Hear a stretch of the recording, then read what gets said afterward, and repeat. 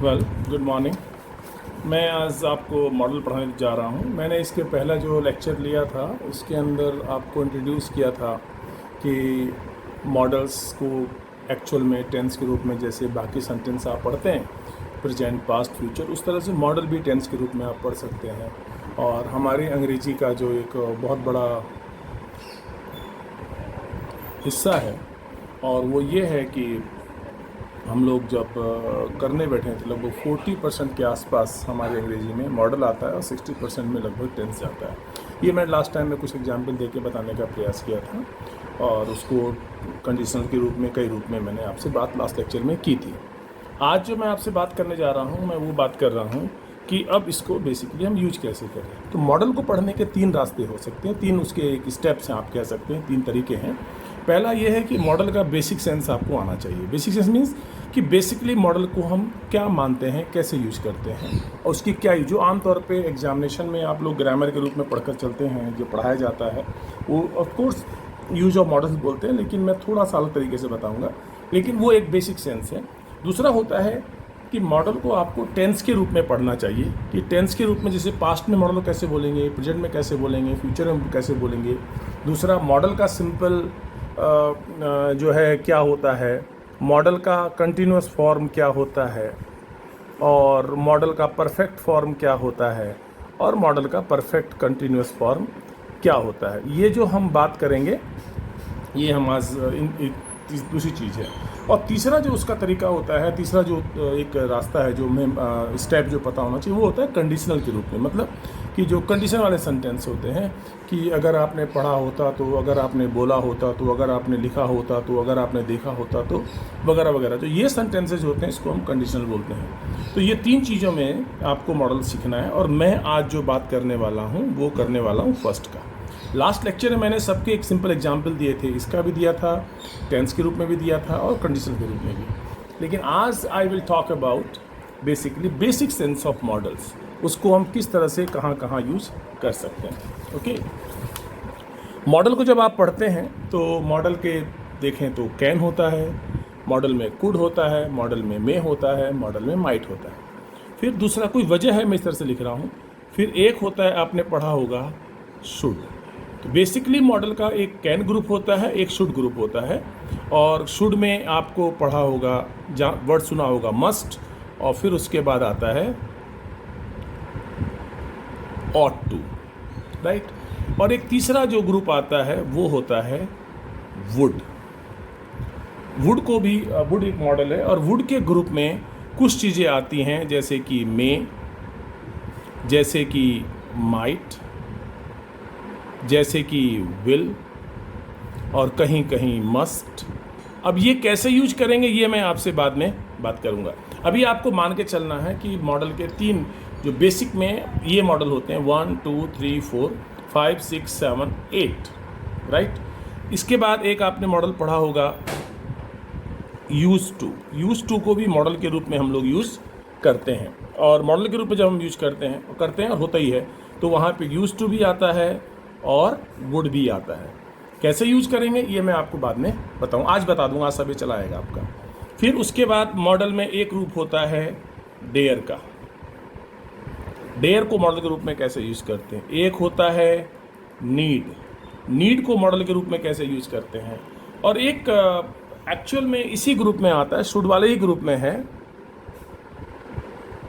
Have to, had to और will have to. यानी इसको हम कैसे, ये एक ग्रुप है, यानी ओवरऑल मॉडल के रूप में हम मान के चलें तो ये हम इतना यूज करते हैं मॉडल में। कहीं कहीं विल और एंड शैल का यूज भी आपको पता होना चाहिए। अपार्ट फ्रॉम टेंस हम किस तरह से लेके चलें, लेकिन बेसिकली मॉडल में 1 2 3 4 5 और 6, ये 6 हैं जो बेसिक इनका सेंस आपको मालूम होना चाहिए। और इन्हीं मॉडल को हम आगे एक एक करके पढ़ते चले जाएंगे। मैंने आपसे लास्ट टाइम कहा था, बहुत पहले भी बात की थी कि जब अंग्रेजी पढ़ते हैं तो पहले ग्रामर आता है या पहले सेंटेंस। मैंने कहा था पहले सेंटेंस आता है, फिर दूसरा है पहले सेंटेंस आता है, पहले आइडिया।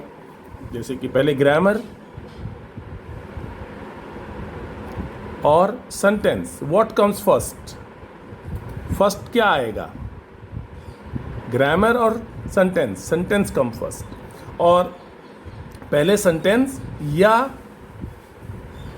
आइडिया, तो मालूम चलेगा कि ग्रामर नहीं, ग्रामर से पहले सेंटेंस, सेंटेंस से पहले आइडिया, और पहले आइडिया या उसके पहले सिचुएशन। तो आपको मालूम चलेगा एक्चुअली इन चारों का मिक्सचर जो होता है वो अंग्रेजी में पढ़ना चाहिए। हम लोग क्या करते हैं, सीधे ग्रामर से स्टार्ट कर देते हैं, दैट इज रॉन्ग। मैं सेंटेंस का मतलब होता है अनुवाद, जो ट्रांसलेशन आप बोलते हैं, और आइडिया का मतलब होता है बेसिकली आप क्या कहना चाहते हैं, आप क्या कहना चाहते हैं। और जो कहना चाहते हैं वो सिचुएशन पे डिपेंड करता है। बिना सिचुएशन के कोई आइडिया विचार मन में नहीं आएगा। सिचुएशन विचार पैदा करता है, उस विचार को आप सेंटेंस में बनाते हैं, और उस सेंटेंस को ग्रामेटिकली हम लोग सेंटेंस बनाकर रखते हैं, उसे हम एक्सप्लेन करते हैं। तो हमें ये सारी चीज़ें आनी चाहिए। मैं कोशिश करूँगा आज आपको सीधे यहाँ से ना पढ़ा करके आइडिया, आइडिया के बाद सेंटेंस, सेंटेंस के बाद ग्रामर, और सिचुएशन भी बात बीच में करता रहूँगा। देखिए, इसमें जितना भी मैं आपसे बात करूँगा उसमें मेरा जितना इंपॉर्टेंट रोल है उतना ही आपका इंपॉर्टेंट रोल भी है। आप भी इसको बेसिकली समझने का प्रयास करिए क्या कहना चाहता हूँ। जहाँ पे आपकी भाषा से, हमारी भाषा से मैच करता है वहाँ पर अंग्रेजी को हम उस रूप में ले लेंगे। जहाँ हमारी भाषा से मैच नहीं करता है उसको उस रूप में सीख लेंगे। जहाँ पे हमारी भाषा से मैच करेगा, अगर हम उसे मिला लेंगे तो हमारे लिए इसको पढ़ना आसान हो जाएगा। और जहाँ हमारी भाषा थोड़ा अलग होगा उसको हम एक अलग रूप से पढ़ लेंगे, तो वो एक अंडरस्टैंडिंग के लिए बेटर रहता है। हम क्या करते हैं, हर चीज़ को थ्योरी में लेकर चलते हैं, ऐसा नहीं होता है। इनका अनुवाद क्या होगा मैं लास्ट में लिखूंगा, इनका अनुवाद क्या होगा ये लास्ट में आ जाएगा, इसका अनुवाद क्या होगा लास्ट में आएगा, इसका अनुवाद क्या होगा ये सब लास्ट में आएगा।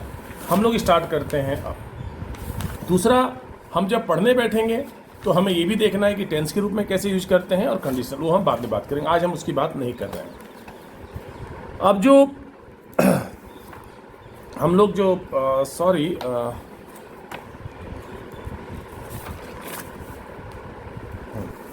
अब हम लोग जो आज बात करने जा रहे हैं, अब हम कर रहे हैं सीधे किस तरह से इसको हम पढ़ेंगे, करेक्ट।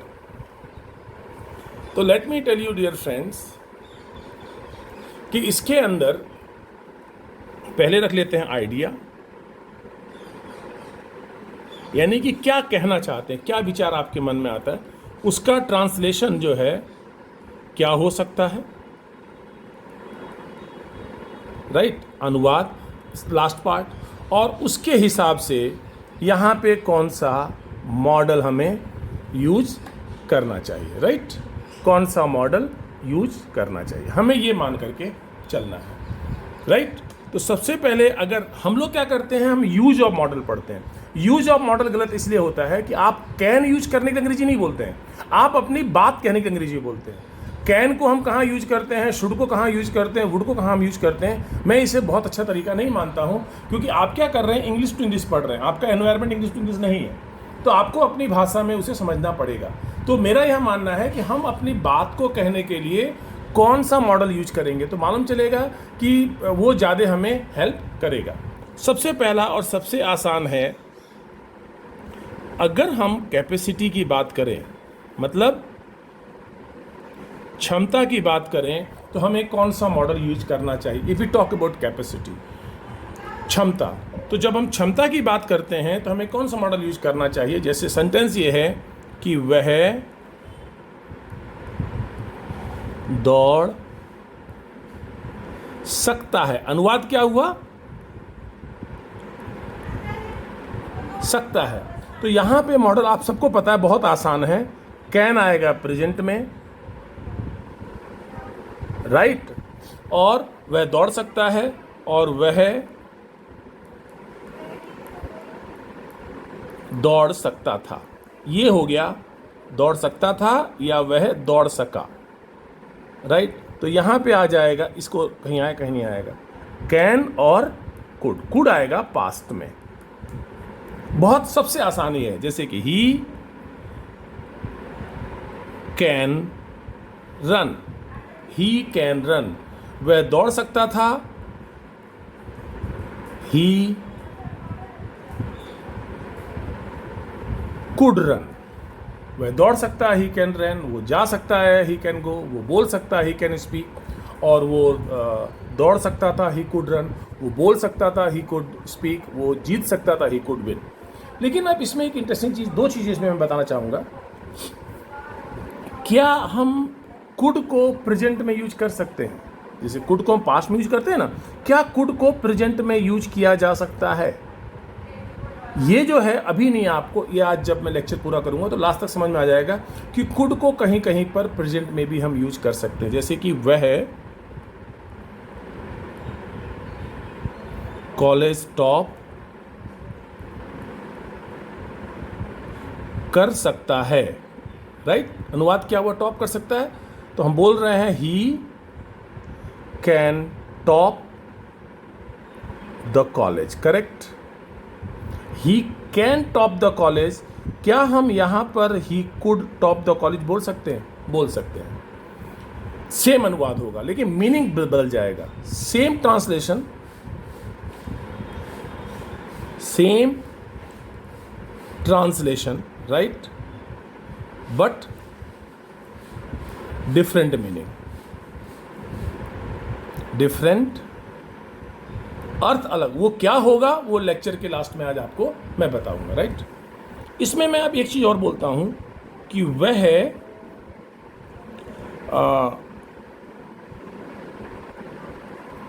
गा सकता है। आप सबको आता है, वह गा सकता है,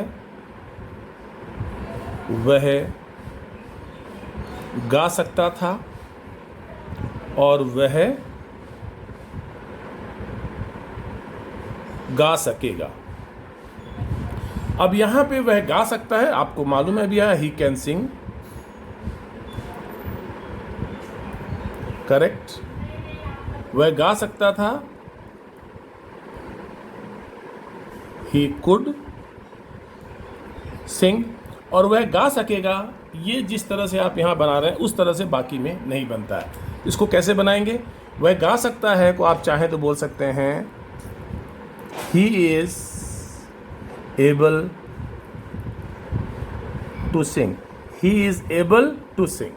can sing की जगह is able to sing, can go की जगह पे is able to go, can speak की जगह पे is able to speak, और he could speak की जगह बोल सकते हैं he was able to sing, he was able to sing, right? वो लिख सकता था, he could write, he was able to write। वो जीत सकता था, he could win, he was able to win। और वह गा सकेगा, उसमें ये ग्रुप नहीं आता है। यहां पे बोलेंगे he will be able to sing। ध्यान दो, will be able to, is able to, was able to और will be able to sing। वो जा सकेगा, he will be able to go। वो लिख सकेगा, he will be able to speak। ये आपका एक हुआ, करेक्ट?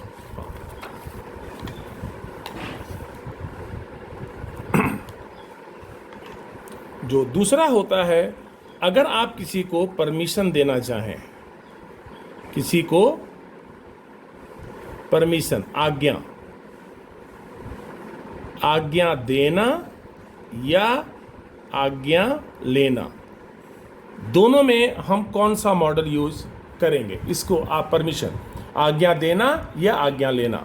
जैसे कि वह है, ये रहा आइडिया, वही अब समझ जाएंगे आप कैसे होगा। जैसे कि क्या मैं अंदर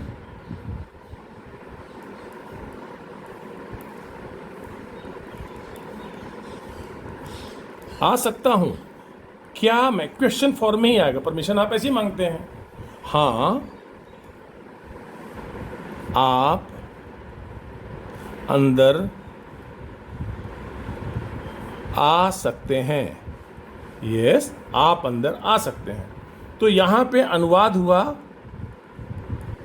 सकता, लास्ट का हिस्सा, और इसमें मॉडल आएगा में प्रेजेंट में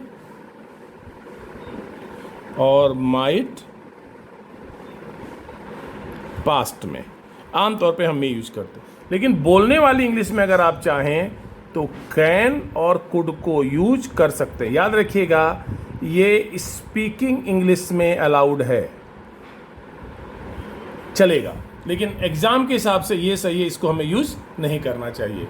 ये बोलने में चलेगा, बाकी एग्ज़ाम में यही आना आइए चाहिए। जो ब्रैकेट में लिखूंगा वो आप यूज कर सकते हैं, बट एग्जाम के हिसाब से नहीं, दैट इज़ नॉट 100% करेक्ट। लेकिन क्या मैं अंदर आ सकता हूं? और याद रखिएगा ये हमेशा क्वेश्चन फॉर्म में होता, मे आई कम इन? यस यू मे कम इन। कम नहीं बोलेंगे, यस यू मे कम इन, क्योंकि आज्ञा लेना या आज्ञा देना दोनों में मे आता है। Fine, is it okay? Yes, चाहे तो बोल सकते हैं यस यू कैन कम इन, वो चलेगा, बट बेटर इंग्लिश यही होती है। अगर पास्ट की हैबिट हो, पास्ट की हैबिट मतलब भूतकाल की कोई आपकी हैबिट हो, जैसे कि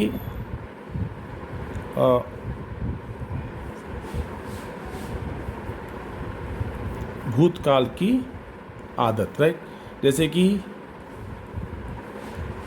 गांधी जी हमेशा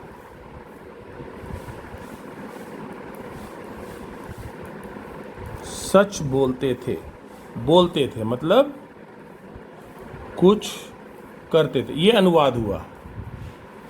जैसे कि मैं बचपन में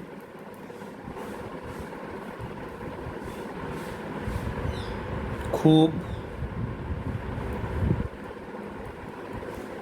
दौड़ता था, कुछ करता था। जब इसकी अंग्रेजी बनाने जाएंगे तो आपके पास क्या मॉडल यूज हो सकते हैं? इसमें आता है यूज्ड टू और वुड। आमतौर पे हम यूज करते हैं, लेकिन मैं अगर आप बोलें तो मैं ज़्यादा इस वुड यूज करता हूँ। एग्जाम में हमेशा आपको यूज करना चाहिए। जैसे कि गांधी जी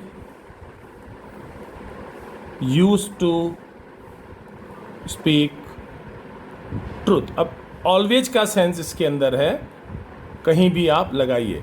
Gandhi ji used to speak truth, या मैं बचपन में खूब दौड़ता था, I would run too much in my childhood. I would run, या हम चाहें तो बोल सकते हैं I use to run. I would speak, I use to speak, या आई वुड स्पीक, दोनों चल सकता है। याद रखिएगा, मैं क्रिकेट खेलता था, I use to play cricket, I would play cricket. मैं सुबह जल्दी उठता था, I use to get up early in the morning, I would get up early in the morning. जैसे कि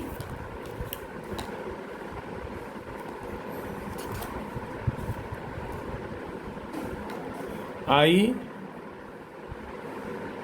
use to get up early in the morning. I use to get up बोल सकते हैं, या आई वुड गेट अप, या हम चाहें I got up early in the morning. तो गॉट अप के 3 अनुवाद होते हैं। पहली बात, उठता था, दूसरा उठा, और तीसरा उठा था। यानी इस तरह से आप बना सकते हैं। एग्जाम के हिसाब से आपको ये याद रख के चलना है। Okay, right. अगर आपके सेंटेंस के अंदर मान लीजिए पर्पज हो, क्या हो? पर्पज मतलब उद्देश्य। अगर आपके सेंटेंस के अंदर किसी चीज के लिए कोई पर्पज हो, जैसे कि वह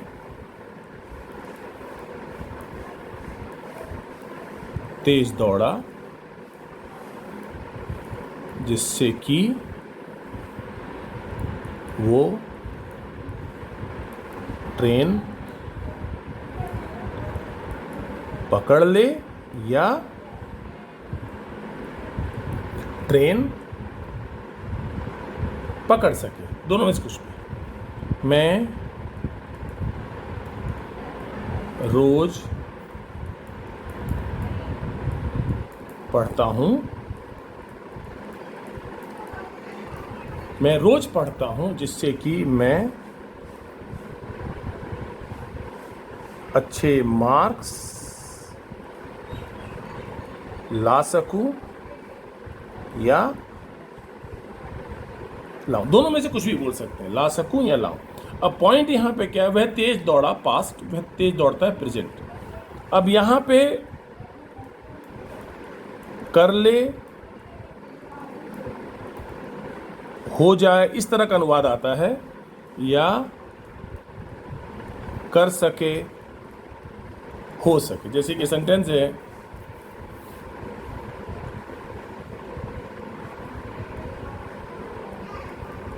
वह खेलता है जिससे कि सेलेक्ट हो जाए। तो कैसे अंग्रेजी बनाएंगे, वह तेज दौड़ा, ही रैन,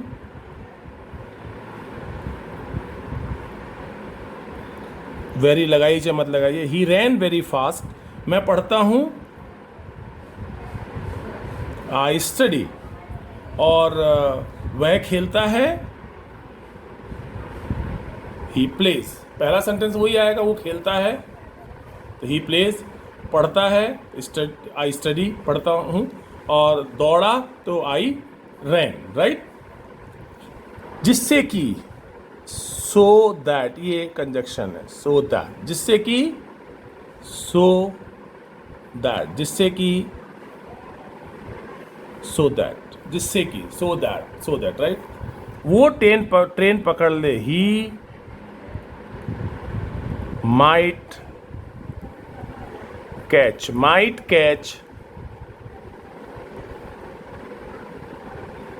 train, he might catch the train, जिससे कि आई मे गेट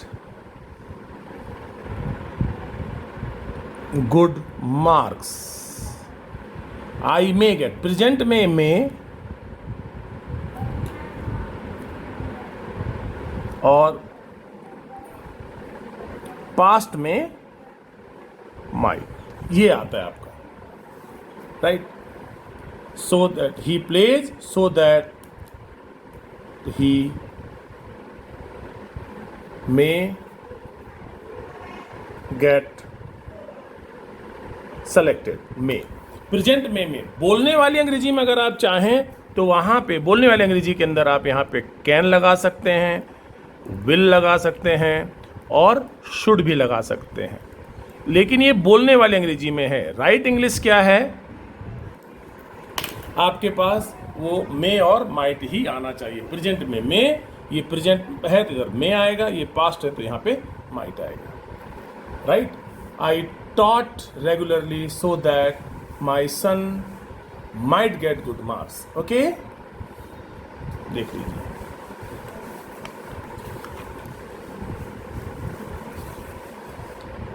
सिक्स,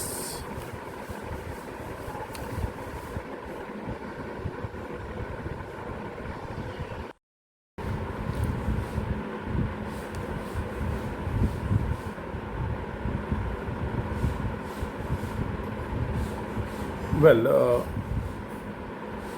मैं अभी तक जो बात कर रहा था, अभी लास्ट में आई वॉज टॉकिंग, हाँ यस, सी प्लेस माइट का। उसके बाद जो पांचवा आता है,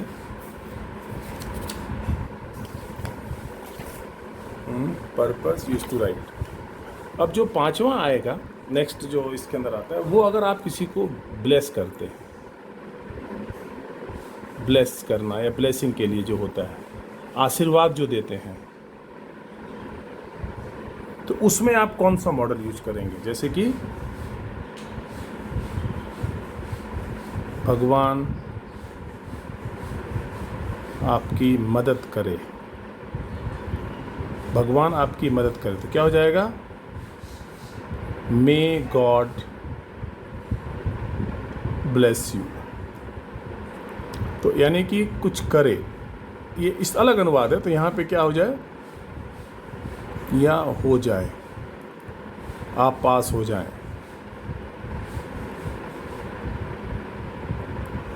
भगवान करे कि आप पास हो जाएं। तो गॉड विलिंग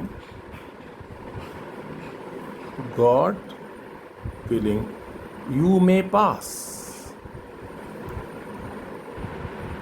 ये ब्लेसिंग में हमेशा मे आता है, हमेशा मे आता है ब्लेसिंग में। ओके। 6 सेंटेंस, अगर आपके सेंटेंस के अंदर डिटर्मिनेशन हो, क्या हो? डिटर्मिनेशन मतलब दृढ़ निश्चय, तो कौन सा मॉडल आएगा? अगर आपके सेंटेंस के अंदर दृढ़ निश्चय है तो कौन सा? जैसे कि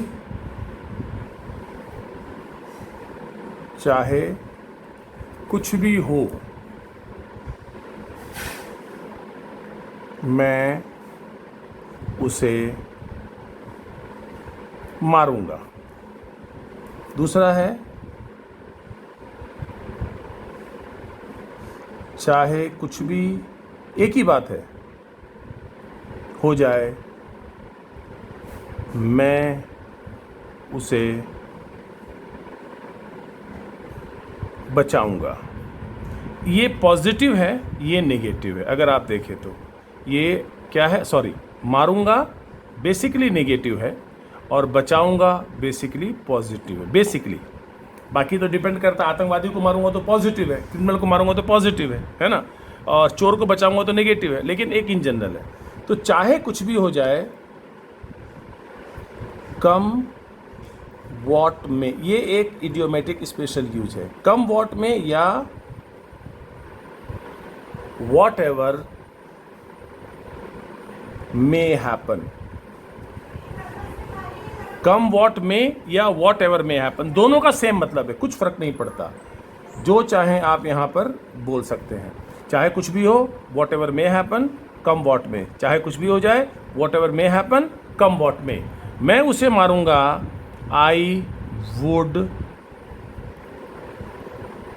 किल हिम। और मैं उसे बचाऊंगा, I must save him. Actual में अनुवाद हुआ करूंगा, और इसमें जो मॉडल आएगा वो वुड आएगा और मस्ट आएगा। वुड सब में आता है और मस्ट हमेशा पॉजिटिव में आता है, और वुड निगेटिव और प्लस पॉजिटिव दोनों में आ सकता है। बोलने वाली अंग्रेजी में विल का भी यूज आप कर सकते हैं। ओके, तो क्या हो जाएगा? हाँ, लेकिन मैं बचाऊंगा, I must save him, I would save him, right. मैं उसे मारूंगा, आई वुड किल हिम, और आई मस्ट किल हिम गलत है। अच्छी चीज़ के लिए मस्ट यूज कीजिए, और वुड नेगेटिव के लिए यूज कर सकते हैं, और अच्छी चीज़ के लिए वुड भी यूज कर सकते हैं और मस्ट भी यूज कर सकते हैं। राइट। कुछ भी हो जाए, मैं इस साल फर्स्ट क्लास लाऊंगा, आई would get first class this year, I must get first class this year. मैं टॉप करूंगा, आई वुड टॉप और आई मस्ट टॉप, इस तरह से। ओके।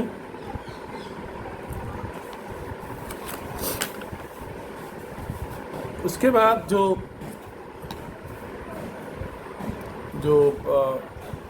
7वां आता है, 7,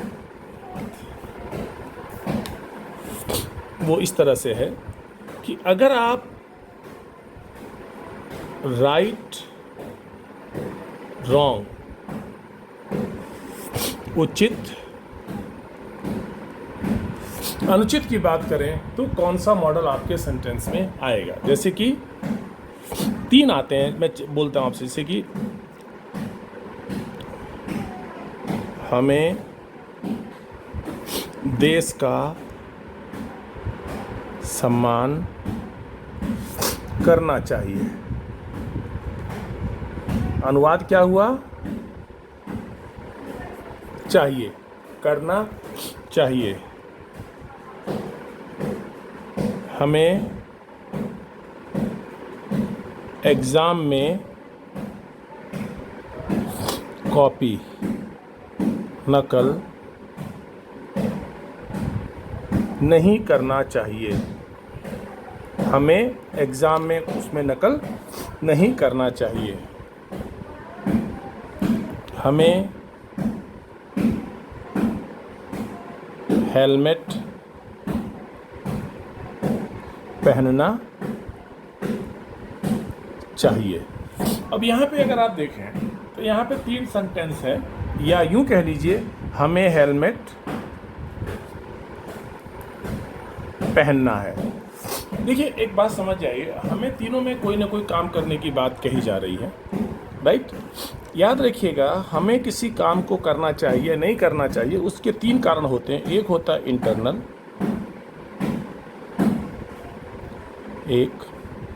एक कारण होता है उसका प्योरली एक्सटर्नल। बताता हूं किस तरह से।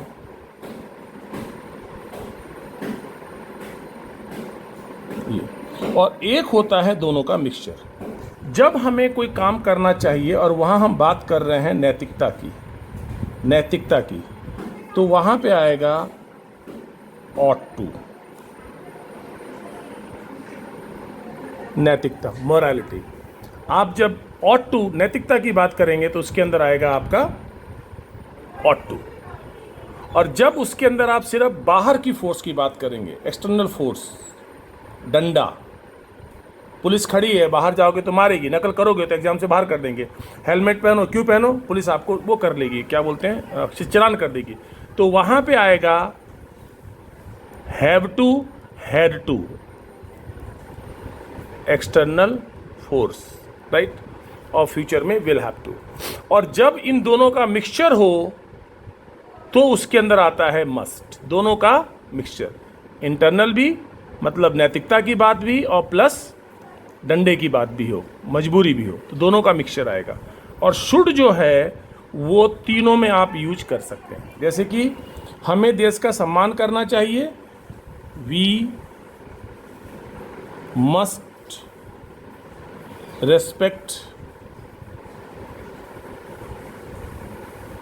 Our country. जब मस्ट की बात करेंगे तो इसमें करना चाहिए, क्योंकि आपकी कंट्री है, और प्लस नहीं करेंगे तो ठुकोगे दोनों चीज़ें। और वी ऑट टू रेस्पेक्ट का मतलब होता है प्योर मॉरलिटी। आपकी मर्जी है, करें चाहे मत करें, लेकिन आपकी नैतिकता ये कहती है कि जिस देश में आप रहते हैं उसको आपको सम्मान करना चाहिए। और मस्ट में दोनों का मिक्सचर आएगा। इसीलिए हमें एग्ज़ाम में कॉपी नहीं करना चाहिए, ये डंडा भी है और नैतिकता भी है, क्योंकि कॉपी अगर करेंगे तो बदनामी होगी, बेइज्जती होगी, माँ बाप का नाम बिगड़ेगा, और दूसरा आप एग्ज़ाम से बाहर हो जाएंगे। तो यहाँ ज़्यादा अच्छा क्या रहेगा, we must not copy in the exam, we must not copy in the exam. और अगर हम सिर्फ नैतिकता की बात करेंगे तो we ought not to copy in the examination. हमें हेलमेट पहनना चाहिए, we have to wear a helmet. डंडे की बात है, नहीं पहनेंगे तो चालान हो जाएगा। और वैसे आप चाहें तो शुड यूज कर सकते हैं, चाहें तो मस्ट यूज कर सकते हैं। क्यों? क्योंकि हेलमेट इसलिए पहनना चाहिए कि आपकी लाइफ जा सकती है, डंडे की बात एक्सटर्नल फोर्स है। दूसरा इसलिए कि पहनना चाहिए, आपको नुकसान हो सकता है, आपके पेरेंट्स परेशान हो सकते हैं। तो एक नैतिकता की बात हो और प्लस डंडे का मिक्सचर हो, जिसे आप फोर्स बोलते हैं, तो मस्ट आएगा। और अगर आप में सिर्फ डंडे की बात हो तो हैव टू आएगा। अनुवाद के हिसाब से तो आप मस्ट और शुड यूज कर सकते हैं। नैतिकता की बात हो तो ऑट टू आएगा। आपके पेरेंट्स आप पे पैसा खर्च करते हैं, आपके बारे में सोचते हैं, आपको पढ़ना चाहिए, तो यू ऑट टू स्टडी, क्योंकि यहाँ नैतिकता की बात कर रहा हूँ। और अगर सिंपल एडवाइस है तो you should study. Simple advice, आपको पढ़ना चाहिए। Simple advice, you should study. Exam आ गया है, पढ़ो वरना फेल हो जाओगे, तो यू मस्ट स्टडी। अरे आपके पेरेंट्स आप पे पैसा खर्च करते हैं और आपको समझ में नहीं आता, आपको पढ़ना चाहिए, तो यहाँ सेंटेंस आ जाएगा यू ऑट टू स्टडी। ये आपको यूज करने वाले का आइडिया होता है कि मुझे यहाँ पे क्या यूज करना है। ओके,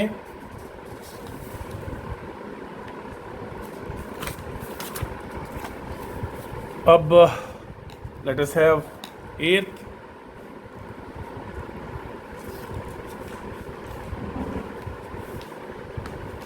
एक मिनट का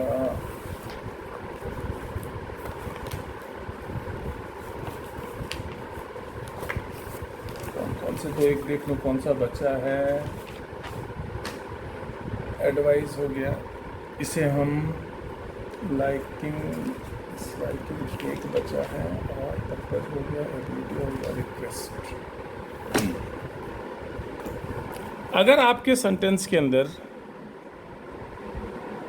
देखिए, यहाँ पे जो मैंने अभी बताया ये उचित अनुचित या एडवाइस कह सकते हैं, सलाह, राइट ना। अब जो मैं बता रहा हूँ आपको वो बता रहा हूँ कि रिक्वेस्ट करना हो तो कौन सा मॉडल यूज करेंगे। जैसे कि क्या आप मुझे कॉलेज का रास्ता बताएंगे?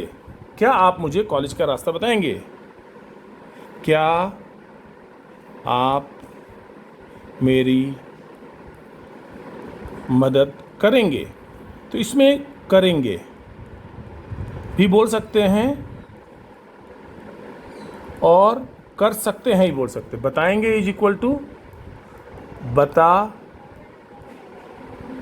सकते हैं। करेंगे की जगह बोल सकते हैं मदद कर सकते हैं। तो इसमें दो मॉडल आएंगे,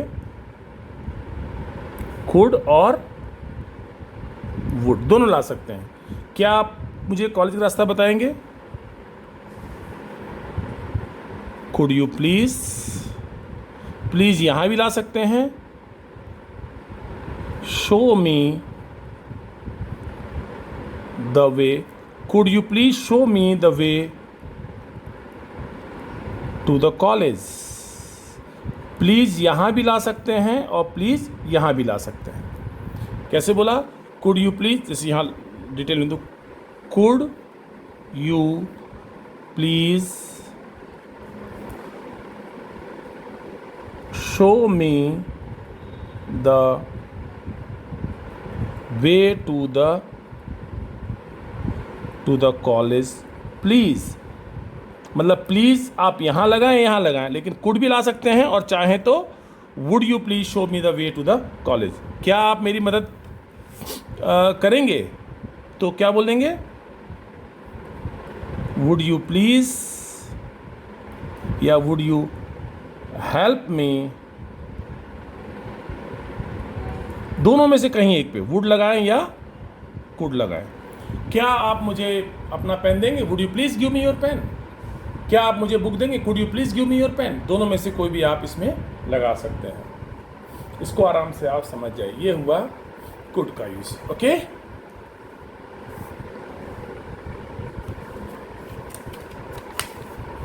फाइन, पेज नंबर 9। और इसके अंदर भी अगर आपके सेंटेंस के अंदर मान लीजिए प्रेफरेंस या लाइकिंग हो, प्रेफरेंस या लाइकिंग हो तो कौन सा यूज करेंगे? पसंद बोलते हैं ना, राइट ना। तो इसमें जैसे कि मैं कॉलेज जाना पसंद करूँगा, तो क्या बोलेंगे? आई वुड लाइक, वुड आएगा to go to the college. मैं यानी क्या हुआ? करूँगा या करेगा, अनुवाद इसमें क्या आएगा? वुड। बोलने वाली अंग्रेजी में आप विल लगा सकते हैं। मैं खेलना पसंद करूँगा, क्या बोलेंगे? I would like to play. मैं जाना पसंद करूँगा, I would like to go. मैं लिखना पसंद करूँगा, I would like to sleep. ये प्रेफरेंस। एक और ले लीजिए, मैं ऐसा करता हूँ, 2 और बता करके फिर लास्ट का पोर्शन नेक्स्ट लेक्चर में रखता हूँ, ज़्यादा हो जाएगा, और फिर हम टेंस की बात करेंगे, राइट? हाँ, नेक्स्ट लेक्चर में। इसके बाद अगर आपके सेंटेंस के अंदर विश हो, एक खास प्रकार का सेंटेंस होता है, जैसे कि काश मैं राजा होता, या एक सेंटेंस है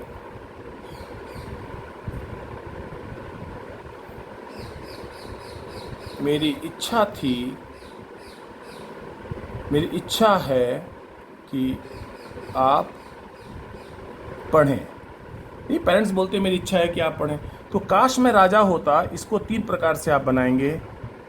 वर I a king, special use, were I a king, या if I were a king. और एक तरीका होता है वुड दैट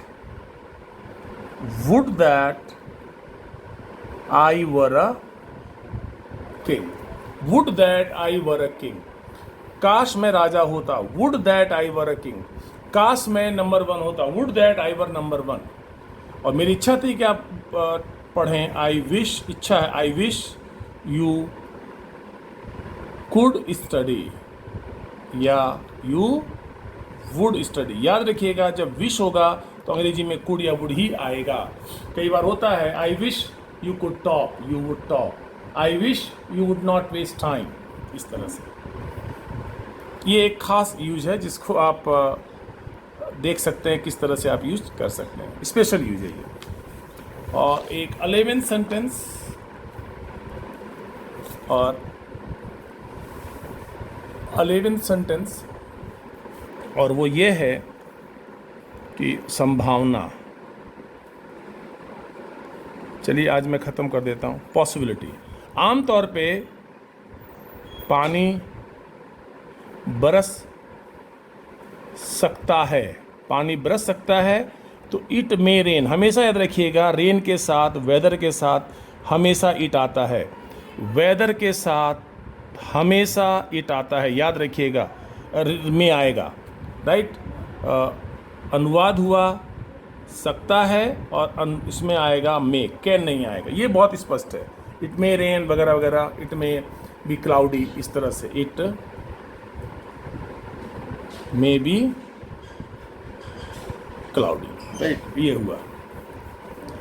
इसके बाद लास्ट में मैं आपसे बोल दे रहा हूँ, जो सबका सार वो ये है, अब इसको ध्यान से पढ़ लीजिए। अगर आपका सेंटेंस हो, संभावना में ही है कि आपको दूर से आवाज़ सुनाई दे, धड़ाम बॉम्ब, और आप बोलें कि ये बॉम्ब होगा, आप ये भी बोल सकते हैं। आप यही बोल सकते हैं ये बॉम्ब